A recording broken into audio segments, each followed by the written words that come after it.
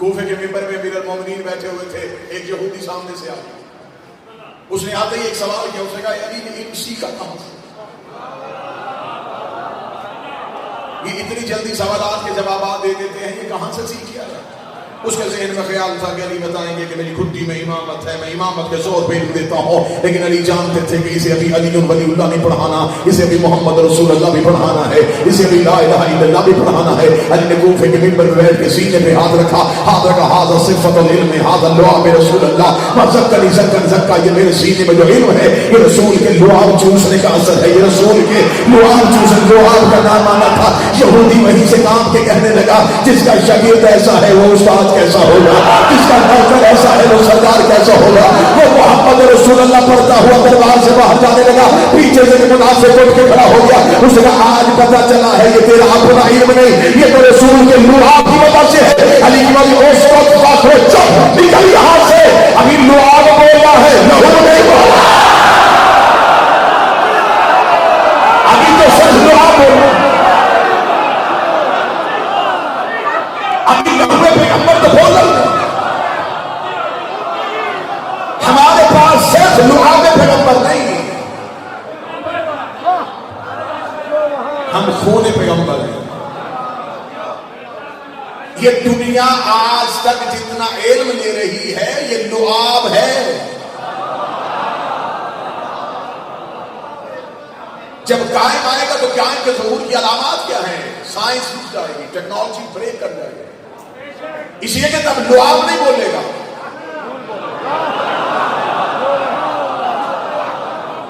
تب لہو بولے۔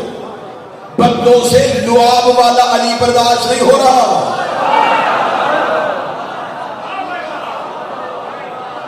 ابھی صرف لعاب بول رہا، لہو تو ابھی بول رہی ہے۔ میرے سرکار صادق الفطرت امام بادشاہ اور اپنے گھر سے نکلے تو امام جب گھر سے نکلے تو سامنے سے ایک امام کا شاگرد آیا، یہ شاگرد تھا امام کا، لیکن اس نے امام کی زندگی میں ہی امامت کا دعویٰ کر دیا تھا۔ ہمیشہ خطیب وہ کامیاب ہوتا ہے جس کا مجمع اس کے ساتھ ساتھ لفظوں کے تعاقب۔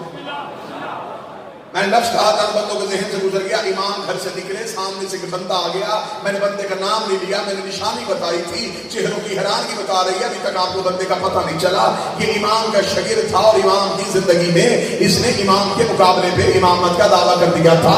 جو بندے ابھی بھی بات کھول کے سننا چاہتے ہیں تو میں ایک اشارہ اور کر دیتا ہوں، امام نے اسی آواز دی، ابو ادھر آ، اب تو بول پڑو۔ امام کا اشارہ کرنا تھا، ابو ادھر آ، یہ لوگوں کے ایک رش سے نکلا، امام کی جانب بڑھا، اس نے امام کا چہرہ دیکھا، امام کے ہاتھوں میں رسول والا عصا تھا، نبی کا عصا امام کے ہاتھوں میں دیکھا، جلدی سے آ کے لکڑی کے عصا کو چومنے لگا۔ جب یہ عصا چوم رہا تھا امام نے کہا یہ کیا کر رہا ہے؟ کہنے لگا آپ کے ہاتھوں میں نبی کا عصا ہے، وہ عصا چوم رہا ہو۔ جب اسے کہا میں عصا چوم رہا ہو، امام چراغ میں آ کے کہتے ہیں لکڑی کا عصا چوم رہا ہے۔ آج کی الٹ کے امام نے کہا یہ یہودی محمد کا ہے،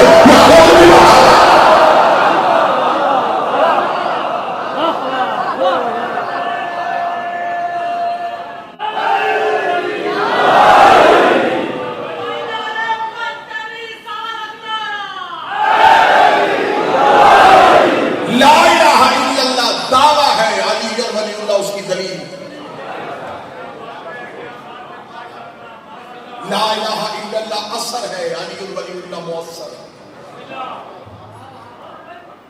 میں پھر جملہ کہنے لگا ہوں، لا الہ الا اللہ دعویٰ ہے، علی ولی اللہ اس کی دلیل، دعویٰ بغیر دلیل کے ادھورا ہے۔ اس لیے تو اس نے کہا تھا ان لم تفعل فما بلغت رسالہ، اگر تو نے یہ نہ پہنچایا تو تو نے کچھ بھی نہ پہنچایا۔ مجمع چپ ہے تو میں اگلا جملہ کہہ دوں، لا الہ الا اللہ دعویٰ ہے، علی ولی اللہ دلیل ہے۔ اس دعوے کو دلیل سے ملانے والے کو کہتے ہیں محمد رسول اللہ۔ جو دعوے کو دلیل سے ملائے اسے محمد رسول اللہ کہتے ہیں۔ توحید سمجھ میں آئے گی جب پہلے علی کے دروازے پہ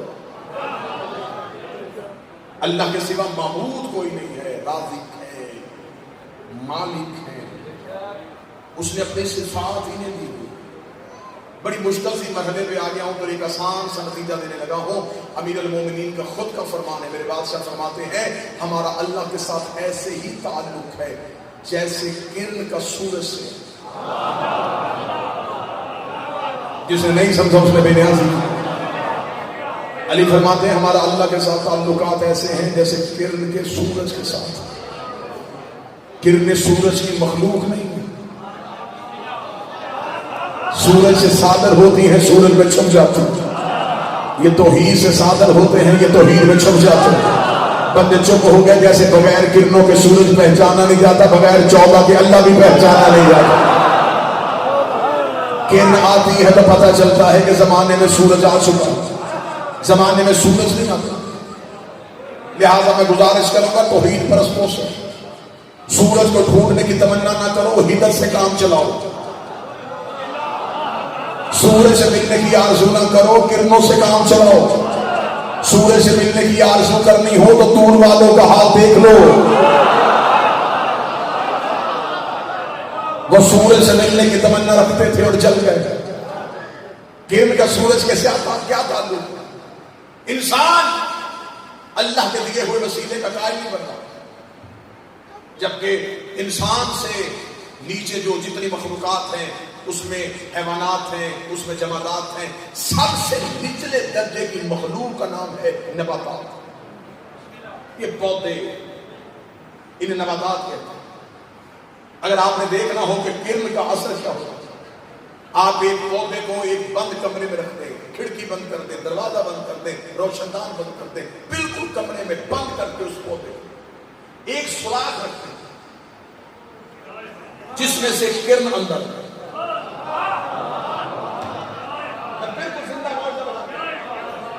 تھوڑے عرصے بعد جا کے آپ دروازہ کھولیں، پودا اس طرف جھکا ہوگا جدھر سے کرن آ رہی ہے۔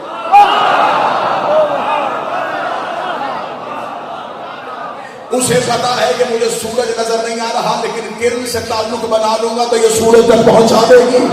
کرن سے تعلق ہو جائے تو وہ سورج تک پہنچا دیتی ہے، 14 سے تعلق اچھا ہو جائے تو یہ اللہ تک پہنچا دیتا ہے۔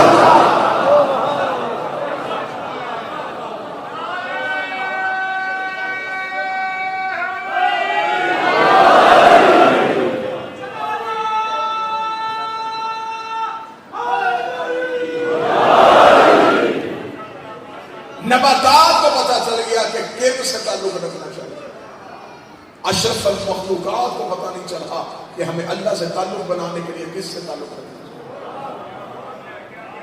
آج جو اٹھتا ہے وہی کہتا ہے لا الہ الا اللہ، نہیں کوئی سوائے اللہ کے۔ بڑی مشکل بات، بڑی مشکل بات بڑے اچھے طریقے سے آپ کو سنانے لگا۔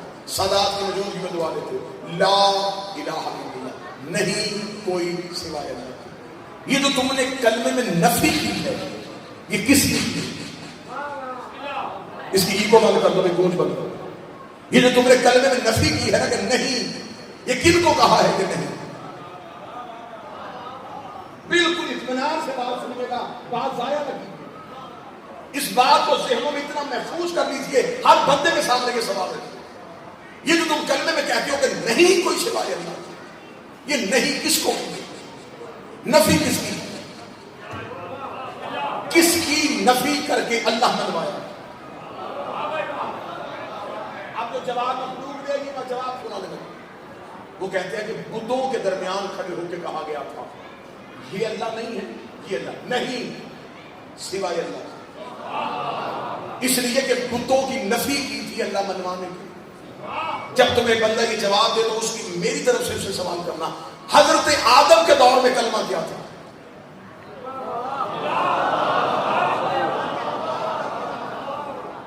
آدم کے دور میں بھی کلمہ تھا لا الہ الا اللہ۔ آدم کے دور میں تو بت تھے نہیں، آدم کے دور میں نفی کی۔ پھر اسی بندے سے سوال کرنا کہ فرشتوں کی تسبیح میں لا الہ الا اللہ، فرشتے کس بت کی نفی کر رہے ہیں؟ دعویٰ بہتر ہے، فرشتے تسبیح کرتے ہیں، نہیں فرشتے کس کی نفی کر رہے ہیں؟ آدم کے دور میں کس کی نفی ہو رہی تھی؟ اس کا مطلب ہے ناقص کی نفی کر کے کامل نہیں منوایا جاتا، کامل کی نفی کر کے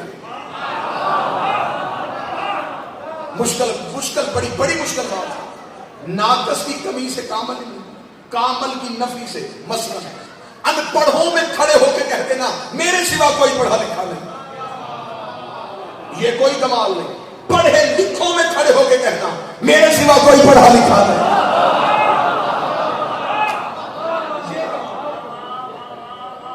ان پڑھوں میں پڑھا لکھا ہونا کمال نہیں، پڑھے لکھوں میں پڑھا لکھا ہونا کمال۔ بندے چپ ہے، میں مثال آسان دینے لگا ہوں۔ عورتوں کے چھرمن میں کھڑے ہو کے کہنا میرے سوا کوئی مرد نہیں، یہ کوئی کمال نہیں ہے۔ کمال اس بات میں ہے کہ سارے ہی مرد کھڑے ہوں اور محمد کہہ رہے ہو لا فتح الا علی، علی کے سوا یہاں مرد ہی کوئی نہیں۔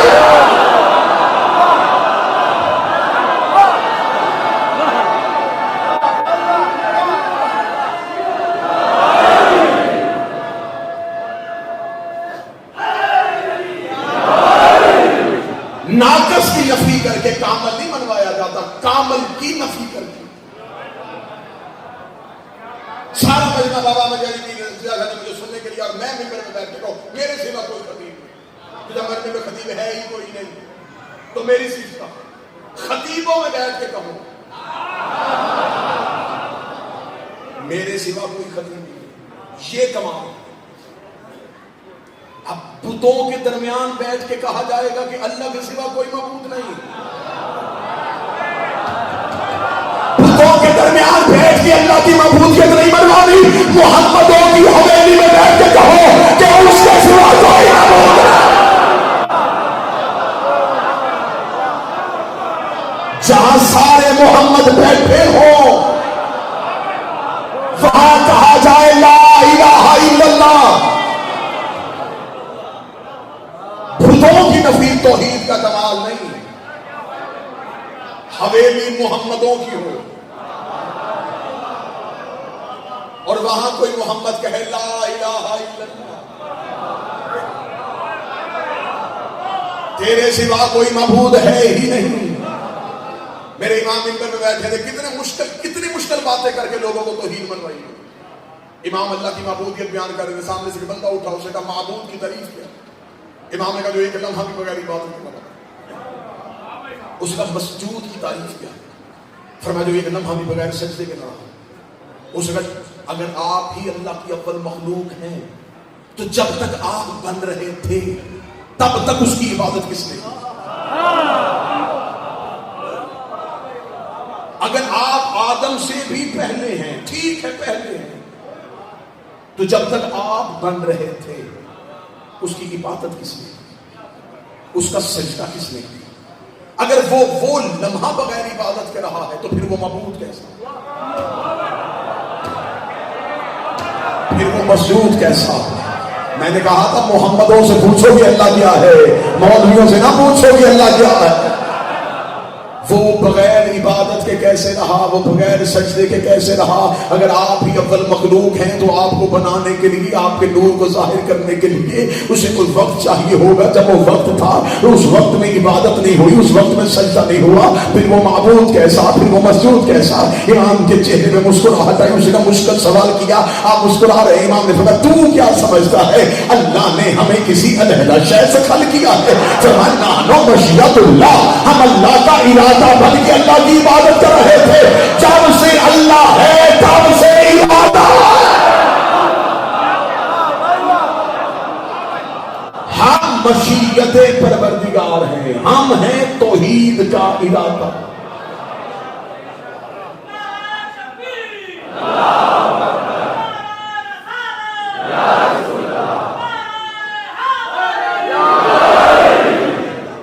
ہم ہیں اللہ کا ارادہ۔ ایک دوسرے سے آپ ملاقات کرتے ہوئے کیا بات کہتے ہیں؟ کل ملاقات ہوگی انشاءاللہ، اگر اللہ کی مشیت میں ہوا۔ مولا فرماتے ہیں مشیت ہم ہیں۔ پھر اسلام آباد مجھے اجازت دے تو میں جملہ تبدیل کروں، بندے کہتے ہیں انشاءاللہ اگر اللہ نے چاہا، مشیت ہے اللہ کی 14، پھر یہی بندے کہتے ہیں اگر 14 نے چاہا۔ ہم ہم توحید کی مشیت ہیں، ہم توحید کا تیور ہیں، ہم اللہ کا عکس ہیں۔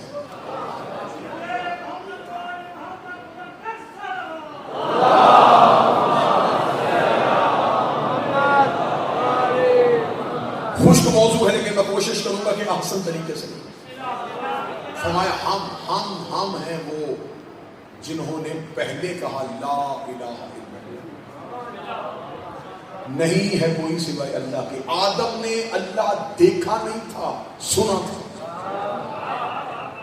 میں پوری ذمہ داری کے ساتھ کہہ رہا ہوں، کوئی ایک آیت قرآن کی دکھاؤ کہ آدم نے کہا ہو کہ میں نے اللہ دیکھا۔ آدم نے دیکھا نہیں، سنا۔ نوح نے دیکھا نہیں، ابراہیم نے دیکھا نہیں، موسیٰ نے دیکھا نہیں۔ ممبر میں بیٹھے ہوئے ہیں حضرت امیر المومنین، آؤ پہلے آدم سے پوچھو۔ آدم سے لوگوں نے کہا اللہ ہے، اس نے کہا ہے۔ انہوں نے کہا دلیل، اس نے کہا گردش لیل و نہار، یہ زمین و آسمان، یہ نظام شمسی، یہ اس بات کی علامت ہے کہ اللہ ہے۔ نوح سے پوچھا اللہ ہے، ہاں ہے، دلیل؟ فرمایا یہ سفینہ۔ ابراہیم نے کہا اللہ ہے کیسے؟ نار نمرود کا ٹھنڈا ہونا۔ موسیٰ نے کہا اللہ ہے، دلیل؟ فرمایا عصا۔ عیسیٰ نے کہا اللہ ہے، فرمایا دلیل؟ فرمایا ید بیضا۔ علی سے پوچھا کہ اللہ ہے، فرمایا ہے، فرمایا دلیل؟ فرمایا ہم۔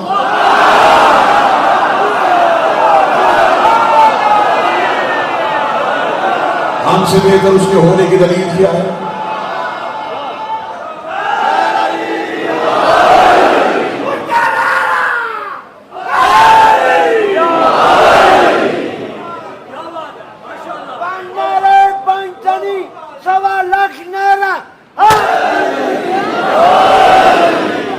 اللہ کو بغیر آل محمد کے ڈھونڈنے کی کوشش، وہ مخلوق کو بھی نہیں سکتا، مخلوق اسے پا ہی نہیں سکتے، بندے اس تک جا ہی نہیں سکتے، لوگ اس تک پہنچ ہی نہیں سکتے۔ انہوں نے کہہ دیا ہے، ہم نے کہہ دیا۔ ان کی گواہی پہ ہم نے اس کی گواہی دی ہے، تو جب ان کے کہنے پہ ہم ان کی گواہی دے دیتے ہیں تو ان کی گواہی باطل کیسے ہو جاتی ہے؟ نہیں، بات مشکل ہو گئی، بات مشکل تھی، آپ کے ذہن میں آ نہیں تھے، میں بات تھوڑی نچلے لیول پہ لے کے لگاؤں تاکہ بات آسان ہو جائے۔ وہ اللہ ہم تک سیدھا نہیں آیا، اس اللہ نے انہیں اپنی حقیقت بتائی، انہوں نے ہمیں بتا دیا کہ اللہ ہے، ہم نے مان لیا۔ وہ اللہ ان کے بغیر ہم تک نہیں آیا، انہوں نے بتایا اللہ ہے، ہم نے مان لیا۔ جو اللہ طاقت ہونے کے باوجود ان کے بغیر ہم تک نہیں آتا، ہماری عبادت ان کے بغیر قبول کیسے کرے؟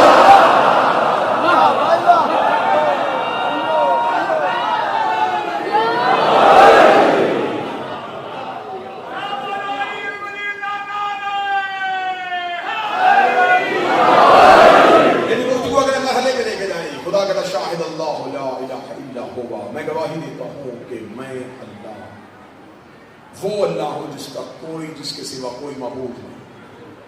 آگے دیکھیں گا جی، اگلی آیت کا اگلا ٹکڑا پڑھنے لگا جی، یہاں تک بات رک گئی، آگے جانے لگا والملائکۃ، خدا کہتا ہے میرے فرشتے گواہی دیتے ہیں کہ میرے سوا کوئی معبود نہیں۔ اب یہاں پہ اگر آپ شیعہ کتابیں چاہیں، بابا جی قبضہ فرمائیے گا سر، اگر شیعہ کتابیں چاہیں تو شیعہ کتابوں میں تو بے شمار حوالے، اہل سنت حوالہ دینے کا امام راغب اصفہانی کا، انہوں نے لکھا کہ جو فرشتے گواہی، اس آیت کی تفسیر میں لکھا کہ فرشتے گواہی کیسے دیتے ہیں۔ وہ کہتے ہیں اللہ نے جس فرشتے کو جس کام پہ مقرر کیا ہے وہ فرشتہ وہ کام کر کے توحید کی گواہی دیتا ہے۔ یہ نہیں ہے کہ وہ 24 گھنٹے بیٹھ کے لا الہ الا اللہ پڑھ رہے ہیں، نہیں، وہ جو بھی کام کر رہے ہیں ان کا کام توحید کی گواہی ہے، کیونکہ انہیں اس کام پہ اللہ نے مقرر کیا۔ میکائیل رزق بانٹ کے توحید کی گواہی دے رہا ہے، اسرائیل روح قبض کر کے توحید کی گواہی دے رہا ہے، جبرائیل وحی لا کے توحید کی گواہی دے رہا ہے، اسرافیل سور پھونک کے توحید کی گواہی دے رہا ہے۔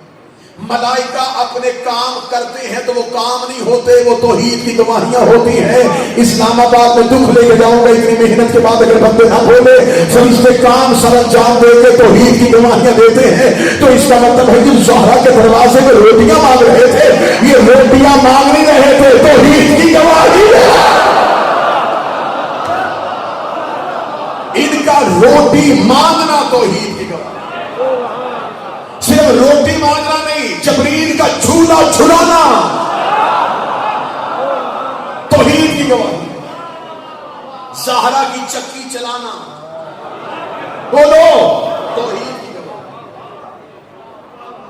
سترس کا جھولے سے مس ہونا